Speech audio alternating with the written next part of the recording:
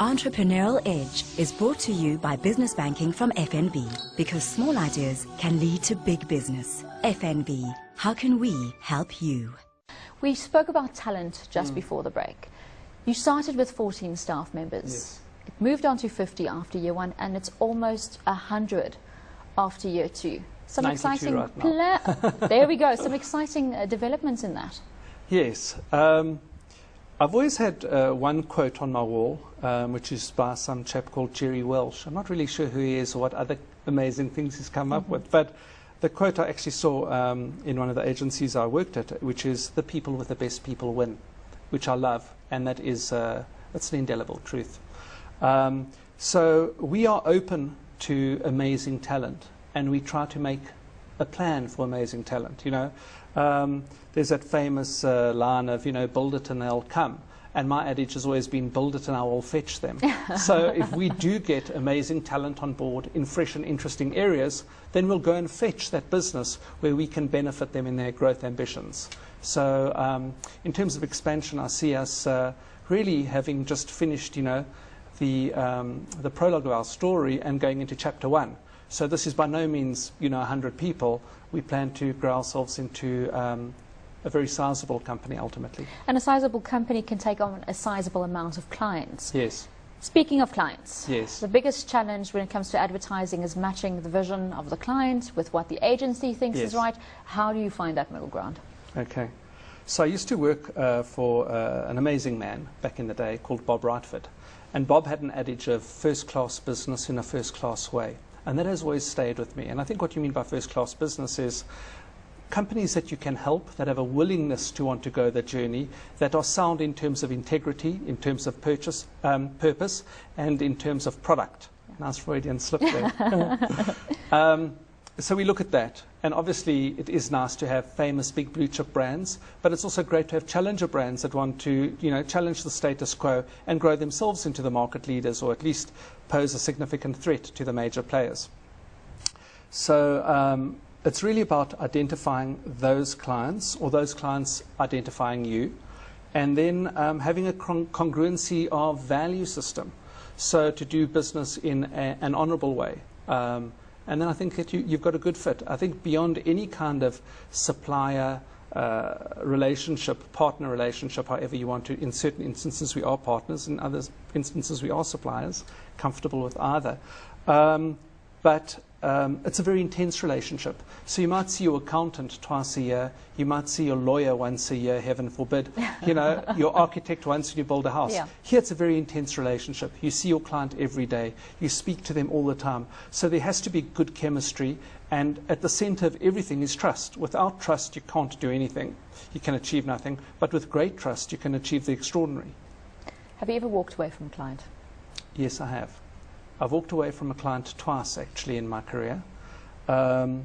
Both times, funnily enough, not because the product or the offering of that organization was incongruent, but both times because I didn't feel that our people were being treated in a respectful way. And I think that when you lead an organization and you're entrusted with people's careers, it's a very hard thing to watch people be treated badly.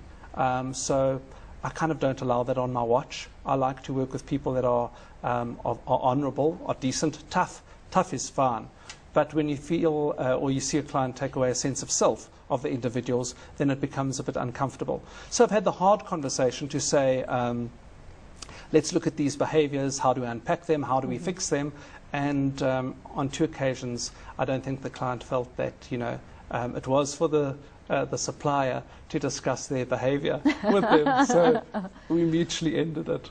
But for those clients, it's never easy. I can understand it, but for those client relationships who do work, what are some of the highlights, you know, from your from all the years you've been in the industry, what are some of the campaigns that stand out for you?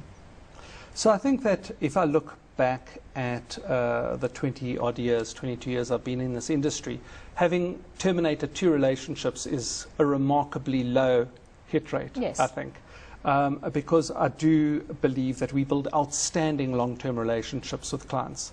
I think the longest relationship I've had in this industry is personally is with Volkswagen and Audi, which was from the age of 25 to 41, where, you know, our kind of led their business That's directly, a solid track indirectly record. for a long, long time. And I've worked on other, amazing brands for many, many years. And in our company here, I think we've got outstanding relationships with the clients that we work across. We handle Heineken for Brand House, outstanding company. Do a lot of work with AVR across the Entas and Snackworks business. We work very closely with the Nedbank Group on a number of key strategic objectives. We work with Naspers on MWeb, and we handle DSTV media sales for them. So all clients Samsung. you've matched the vision with the intention with. That's right. And absolutely. We are there to grow their business, and that's why they should come to us. And then to empower us to co-create, I guess, business solutions and strategies together. So it's not about briefing us and us running off and doing stuff. It is a very kind of mutually intense and committed relationship in terms of driving outcomes for their business, and hopefully as a result of that, we get something. I mean, my adage in life is you get because of what you give, not because of what you take. So I think that when you give generously to your clients to grow in their business, when you put integrity at the center of it and the results are there, all else takes care of itself. Speaking of giving and empowering, but spinning the concept, your company has a very good BE rating. Yes. From a management's perspective, from a management shareholder's perspective, in a country where we have a lot of legacy issues, how important is that part of giving back to MNC Saatchi Abel? Okay, it's enormously important to me. When I was asked to open the company, MNC Saatchi PLC were going to own 50.1% of the company in South Africa, and I had the other 49.9% to allocate. I immediately took 26% of that equity and ring-fenced it for black economic empowerment. So the black shareholding of my company will always be greater than the white shareholding of the company, and yet the majority of my partners are white. Okay, so it's an interesting thing. Why did I do it? Well, I want to only allocate that equity to individuals that work inside our company and can meaningfully contribute to our company, and to use our company as a meaningful way of uplifting amazing black talent in this market. So we actively go out and look for great people that we can either attract to our company from other organizations, or that can grow up within our organizations and get equity. So all of the equity that is unallocated to individuals sits 100% in a black employee share ownership program, and the proceeds of that actually go towards black charitable endeavors.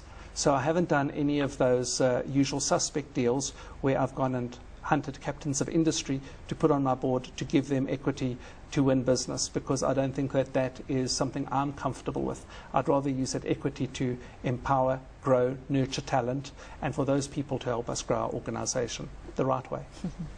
Mike, let's step back a little bit. You were previously the CEO of MNC Saatchi Group in Australia, as we mentioned, also Correct. the COO of Ogilvy South Africa. Yes.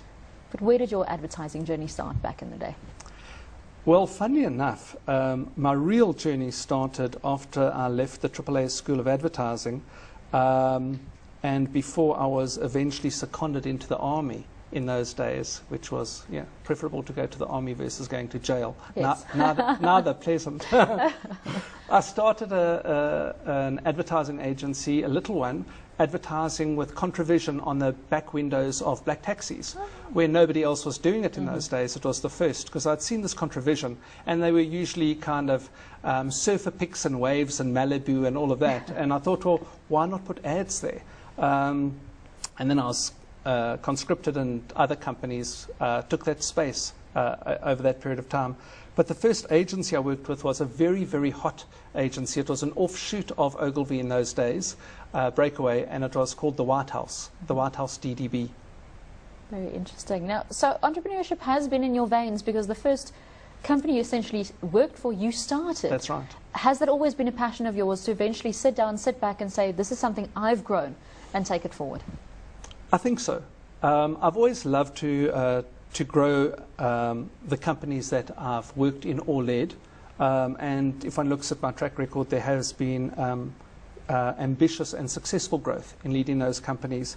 And so even when one is in a corporate environment, you can't look at it and say, I'm running somebody else's company. You always have to treat that thing as if it's your own company. But what I did find when I went to run the Australia company for MNC Saatchi was Saatchi is a very entrepreneurial company. Very different to the other global networks. So when you look at us, we've remained independent. We're the largest independent agency network in the world, specifically and by design. And hopefully we'll always hang on to that independence. But we consider ourselves to be a federation of entrepreneurs. So a lot of people coming together to do the extraordinary, as opposed to reading somebody else's hymn sheet. And I think that, our entrepreneurs, have always been one, are entrepreneurs born or made. There's a great quote which is, challenge is your only opportunity for growth. And I really believe that. So until you're confronted with challenge, you don't really know what you are capable of. You aren't pushed into that space of discomfort or that pebble in the shoe. So I think that a lot of entrepreneurs don't know they're entrepreneurs until they're forced into that space. And then you have to get resourceful and you have to say, okay, so what do I do from here? And then all of a sudden those ideas start percolating. Quick 30 seconds, your advice to our viewers and the entrepreneurs out there right now watching the show. Know what you want to stand for. Have a compelling proposition. You can't go to market with a Me Too product anymore. Products are easily replicable. So you have to have something special. You have to identify the market that you're going to take it to. Whether that market knows they need it or not has never worried Steve Jobs and many of the other people like Richard Branson. But if you take it to them in a way that is fresh, is compelling, is differentiated, is enticing, and relevant, you'll be successful. But know what you want to say and have a strong opinion. And then follow through. I think that's a perfect place to leave it, Mike. Thank you very much for joining us this evening. Great pleasure. Lovely to talk to you. Well, that's a wrap of this episode of The Entrepreneurial Edge. Make sure you tune in next week. Until then, from myself, Natasha Jacobs, it's goodbye.